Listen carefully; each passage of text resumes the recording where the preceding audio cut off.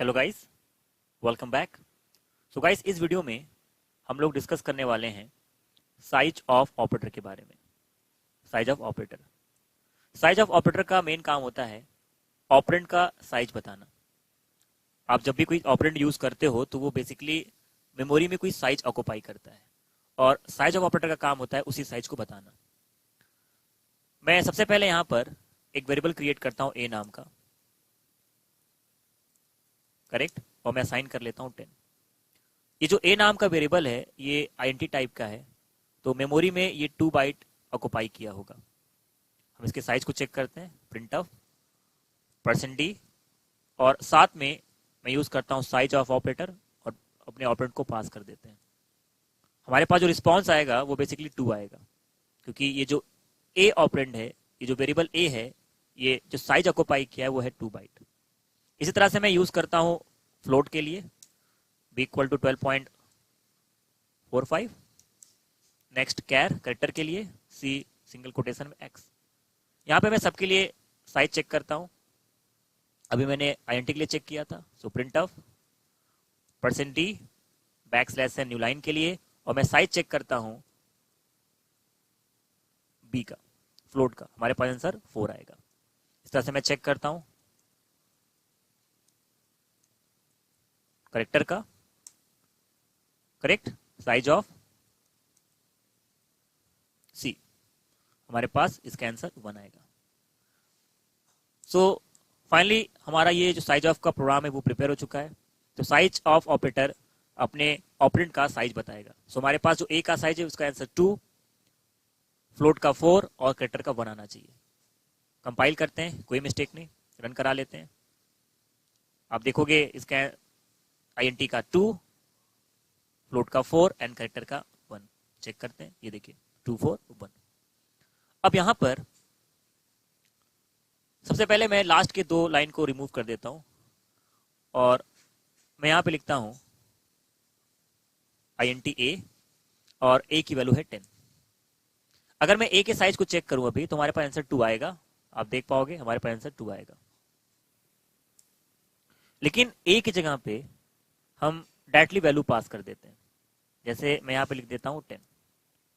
अब ये जो 10 है, हमें जो इसका आंसर मिलेगा वो भी बेसिकली 2 बाइट मिलेगा, मीन्स हमारे पास आंसर 2 आएगा। कंपाइल करते हैं, इसको जैसे रन कराएंगे तो आप देखोगे हमारे पास आंसर 2 आएगा।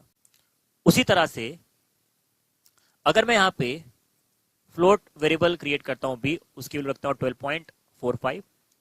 अगर मैं यहाँ पे b को चेक करूंगा तो हमारे पास जो आंसर आएगा वो 4 आएगा। करेक्ट, चेक कर लेते हैं एक बार, कोई मिस्टेक नहीं, रन करा लेते हैं। ये देखिए हमारे पास 4 बाइट आएगा, मीन्स 4। लेकिन अगर मैं यहाँ पे इस स्टेटमेंट को हटा के मैं डायरेक्टली साइज ऑफ में मैं यूज करूं 12.45, अगर मैं इसको कंपाइल करूंगा तो इस वक्त हमारे पास कोई भी एरर नहीं होगा। इसको जैसे रन कराएंगे हमारे पास आंसर 8 बाइट आएगा। ये देखिए, अब एक डाउट आ रहा है यहाँ पर। अभी जब मैं वेरिएबल को फ्लोट में रखता हूं, मैं फ्लोट टाइप यूज करता हूं किसी वेरिएबल के साथ और वैल्यू रखता हूं 12.45, तो हमारे पास जो आंसर आता है वो 4 बाइट आता है।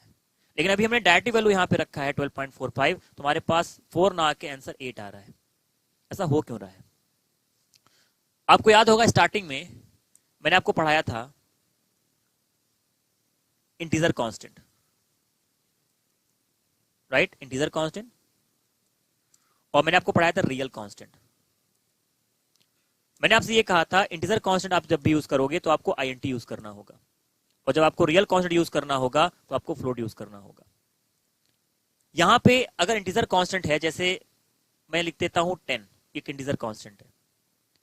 अगर मैं कुछ भी ना लगाऊं टाइप, तो बाय डिफॉल्ट इसका टाइप क्या होता है? आईएनटी होता है। हम आईएनटी लगा भी सकते हैं, बट डिफॉल्ट टाइप क्या होता है? अगर आप कुछ भी नहीं लगाए हो तो आईएनटी होता है।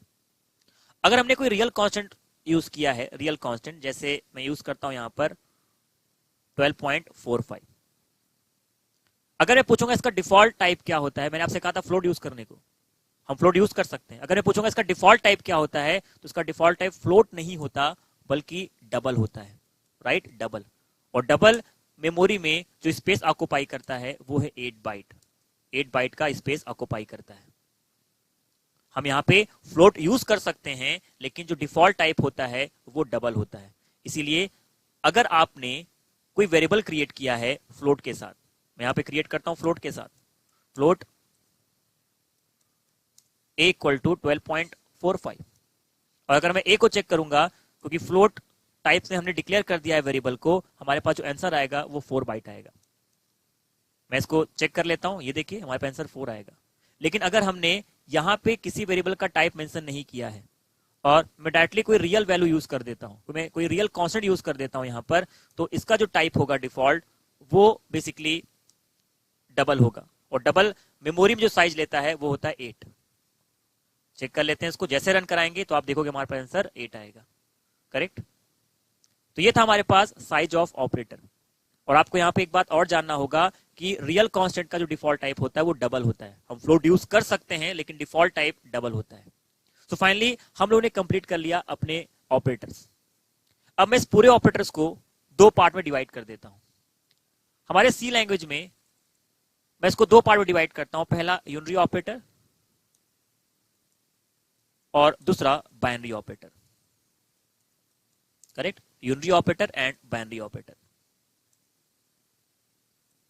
करेक्ट। अब कौन से ऑपरेटर यूनी ऑपरेटर में आते हैं और कौन से ऑपरेटर बाइनरी ऑपरेटर में आते हैं? ऐसे ऑपरेटर जो एक ऑपरेंड्स को यूज करते हैं, जैसे आपने इंक्रीमेंट डिक्रीमेंट ऑपरेटर यूज किया था, यहां पर इंक्रीमेंट डिक्रीमेंट ऑपरेटर जो है वो बेसिकली एक ऑपरेंड्स को यूज करते हैं। Size of operator, size of operator, यहां पे साइज ऑफ ऑपरेटर जो होता है वो एक ऑपरेंड को यूज करता है। सो ऐसे ऑपरेटर जो एक ऑपरेंड को यूज करते हैं वो सभी ऑपरेटर आते हैं यूनरी ऑपरेटर में। ऐसे ऑपरेटर जो एक से ज्यादा ऑपरेंड यूज करते हैं, 2 ऑपरेंड यूज करते हैं, वो बेसिकली बाइनरी में आते हैं। जैसे आपने प्लस ऑपरेटर यूज किया था, आपने रिलेशनल ऑपरेटर में ग्रेटर यूज किया था। सो गाइस, यूनरी ऑपरेटर में वो ऑपरेटर्स आते हैं जो बेसिकली एक ऑपरेंड को यूज करते हैं, और बाइनरी ऑपरेटर में वो ऑपरेटर्स आते हैं जो 2 ऑपरेंड को यूज करते हैं। यूनरी ऑपरेटर में हमारे पास इंक्रीमेंट डिक्रीमेंट ऑपरेटर भी आ सकता है, कंपाउंड असाइनमेंट ऑपरेटर आ सकता है, साइज ऑफ ऑपरेटर आ सकता है। बाइनरी ऑपरेटर में हमारे पास रिलेशनल ऑपरेटर आ सकता है, अरिथमेटिक ऑपरेटर आ सकता है। करेक्ट। सो ये था हमारे पास ऑपरेटर्स। तो गाइस, आप इसकी प्रैक्टिस करिए, keep coding and have a nice day.